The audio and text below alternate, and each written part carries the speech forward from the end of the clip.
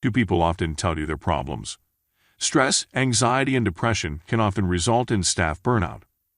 Repeatedly listening to people's problems can cause vicarious trauma and a feeling of helplessness. This interactive training teaches the reflective listening skills that telephone crisis line operators learn before they can start listening to people's problems. Ideal for staff orientation, this training reduces burnout and absenteeism, and the knowledge gained increases workplace morale and productivity. It also increases staff resilience and their ability to deal with difficult situations. Using these skills protects from the anxiety and depression caused by vicarious trauma and the need to fix things. You may need to protect yourself. If you are regularly listening to people's problems, you risk becoming overwhelmed and exhausted. This is often referred to as being burned out. It is important to have regular times to reflect on your own state of mind. The RAVE reflective listening skills are the basic training that crisis line telephone counselors receive before they start listening to people's problems. I'm going to share 4 listening skills with you to help you know what to say and what to do when people tell you their problems. You can learn these skills and use them anywhere, whether it be at work, at home, or when you find yourself having a chat anywhere in your community. Therapists learn these skills early in their training, and they use them every day when listening to clients. These skills aren't rocket science. Actually, they're pretty simple. But most people outside of the mental health and counselling sectors don't really know them because we aren't taught them and we never really see them in practice. Whilst they're simple, they go against a lot of our natural urges, say to jump into a conversation, or to talk about yourself, or to offer advice. They go against all of those urges, so whilst they're simple, remember they're going to take a lot of practice. But they really help the other person feel heard and help them sort out their own thinking.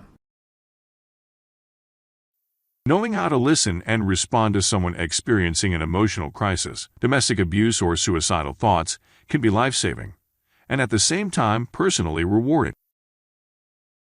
The first skill is to reflect back what they've said to you.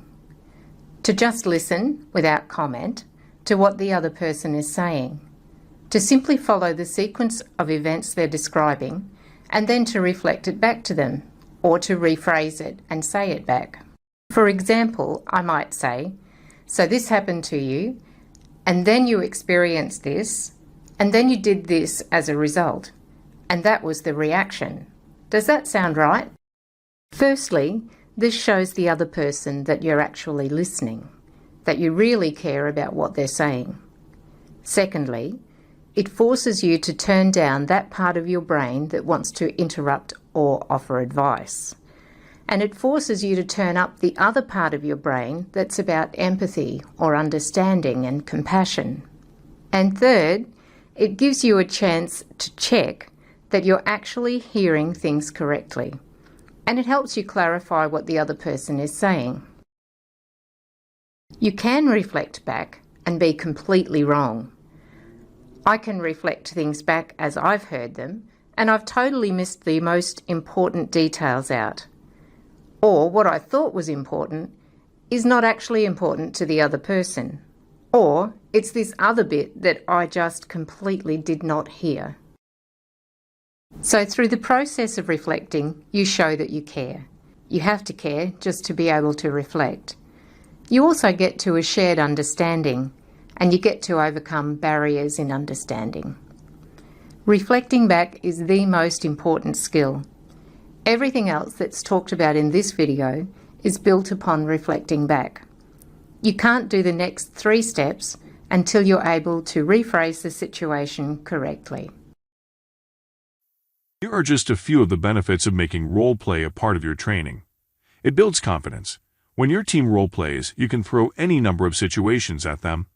Role-playing provides a safe environment to encounter these scenarios for the first time, which builds confidence in team members that can help them in their day-to-day roles. It develops listening skills. Good role-playing requires good listening skills. In addition to understanding the words the other person is saying, it's important to pay attention to body language and nonverbal clues. It's better to have your team develop these skills while role-playing than when they're trying to listen in the real world. Role-play encourages creative problem-solving. No matter how outlandish a situation you create in a controlled environment, generally, something even more bizarre is bound to happen on the job. Role-playing will at least give your team the chance to get some experience in handling difficult situations and in developing their creative problem-solving skills.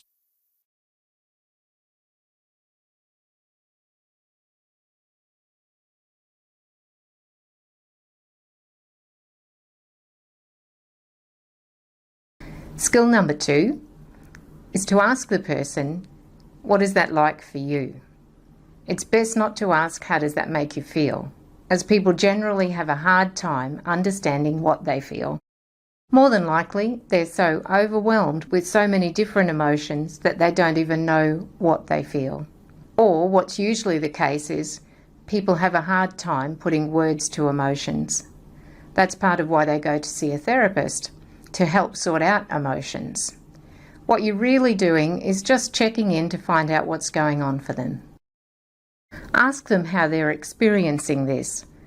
What's going on in your body right now as you're describing this? What's it like for you to go through this situation? When you describe this stuff, what's popping into your head? Was anything going on inside? These are the kind of questions to ask, because you want to get to a place where you understand how this person is experiencing this event. Some people may experience something and they feel really sad. They feel a sense of loss or they feel shut down. Other people may go through the exact same experience and get really angry. They might get upset, want to hit something, want to break something. Other people may not experience anything in their body, but they may experience all of these thoughts. They might have trouble shutting their minds off. Wouldn't it be great if we could read minds? The best thing we can do is to ask this question. What was that like for you? How are you experiencing that? Could you describe what's going on for you? These questions get you the closest you can get to knowing what's going on for the other person. Role-play asking. Asking what was that like for you helps us to better understand their situation and the feelings involved.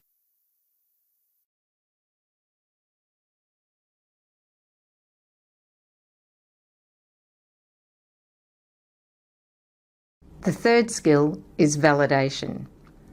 Validation assures the other person it's okay to feel the way they do. It helps them understand that what they're going through, what they're experiencing, makes sense given the situation that they've been in. You might say something like, if I'd gone through what you've gone through, I'd probably feel like you do.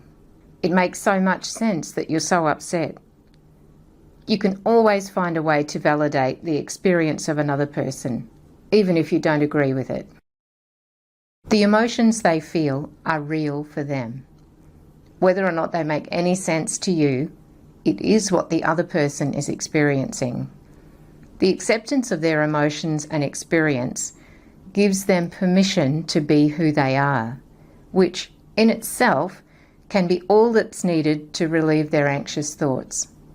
Sometimes validation alone is enough to help a person overcome their struggles. There's always a reason someone experiences something the way they do. The things that have happened in our lives make us who we are. So it is our authentic experience. Find a way to validate it. If you're able to do that, you show you've been listening and that you care. Validation's not the same as approving the behaviour or experiences of another person.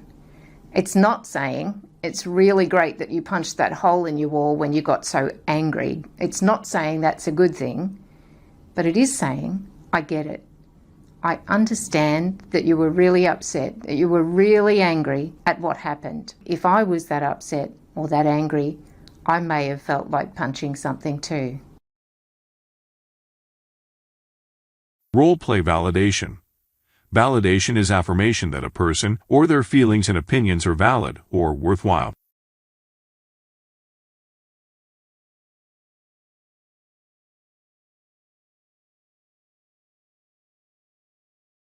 The fourth skill is to explore a person's mixed feelings. In most situations, there's a for and against, or a perceived right or wrong. A person struggles to make a change or make a decision because they're honestly torn between two opposing options or two totally different paths. Often in the process of being listened to and having someone understand their internal struggle, you give them the space to hear themselves and to sort out their own pros and cons. And what most people want to do here is to jump in and give advice. Your role is simply to listen, not to counsel, not to judge, and not to give advice. These four skills are the listening skills a therapist uses before they even start to help someone make a change in their life. Again, they sound simple, but they're really hard to do in practice because many strong emotions will be coming up for you when you're listening to someone else. You might want to start judging them. You might want to jump immediately in and give your opinion or give your advice. But when that happens, pause. Remember your RAVE listening skills, and over time you'll see these listening skills will get easier and you'll see great benefits. Role play exploring your options. Exploring is examination and evaluation of various options, and the pros and cons of each option.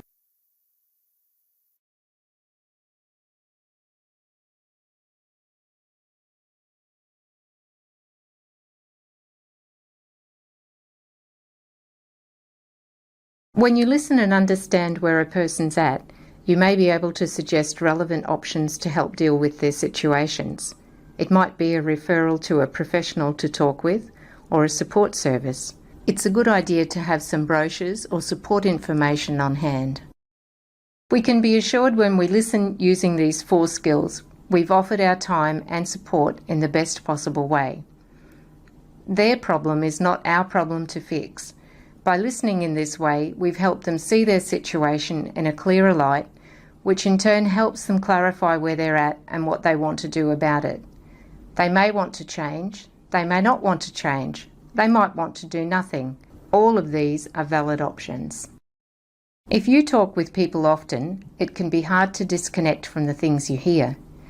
These skills and offering referrals are the best things we can do to support our families, our communities, and ourselves. Discuss local support services. It is important to find good local support services, and even to support attendance at appointments. Research and share directories or listings of professional support services and resources.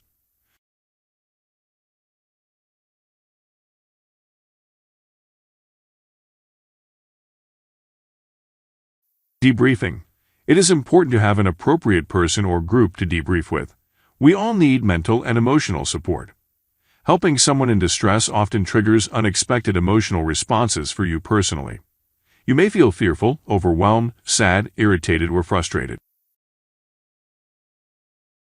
Decide who you would be comfortable to debrief with, and check with them to make sure that they are prepared to listen. Your debrief person needs to respect confidentiality, provide you with support when you need it, and help you keep perspective. They will help you resist the urge to fix things or to take responsibility for a problem that is not yours to carry. We are not built to travel alone. Life is meant to be shared. We all need human interaction. It is important to connect with at least one friend. Connection is feeling accepted as you really are, having a sense of belonging, a sense of identity in contrast to others in that group, and a reason not to feel lonely. We learn from others' experiences and insight. We really hope that these reflective listening skills will help you and your workmates avoid burnout. Using role play to practice the RAVE skills will help to make this way of listening a natural part of your daily conversation. Additional resources are available from our Brain Health Education website. The How to Stay Sane in a Crazy World eBook is available for download here, and the How to Stay Sane in a Crazy World podcasts are on all of the popular podcast platforms.